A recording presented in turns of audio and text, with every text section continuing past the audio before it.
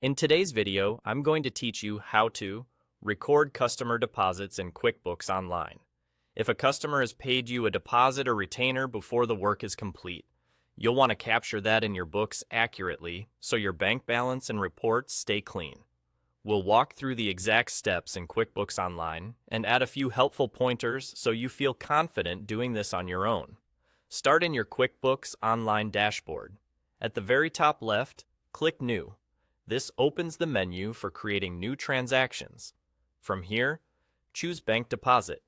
Think of the bank deposit screen as the place where you tell QuickBooks exactly what money is going into which bank account. At the top of the deposit form, select the bank account where the funds will actually be deposited. Take a second to double-check this.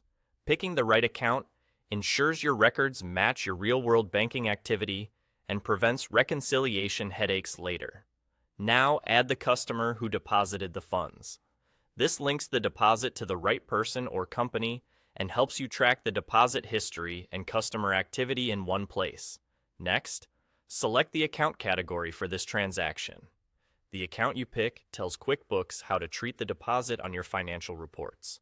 Choose the category your accountant or bookkeeping process uses for customer deposits. Many businesses use a liability account labeled something like customer deposits or unearned revenue because the money hasn't been earned yet. If your workflow recognizes it as income immediately, choose the appropriate income account. When in doubt, follow your existing chart of accounts and internal policy. Add a description if necessary. Clear, specific descriptions make your records easier to understand later. Consider including details like the project name, expected delivery date, or an internal reference number so anyone reviewing the books knows exactly what this deposit relates to. Enter the payment method and the amount received. Match the date on the deposit to the date the funds are actually being deposited, and include any reference numbers from checks or electronic payments for easy tracing. If you received multiple deposits, make sure each one is recorded with its own details so your totals line up with your bank activity. After inputting all the necessary details, click Save and Close. That's all you need to record a customer deposit in QuickBooks Online.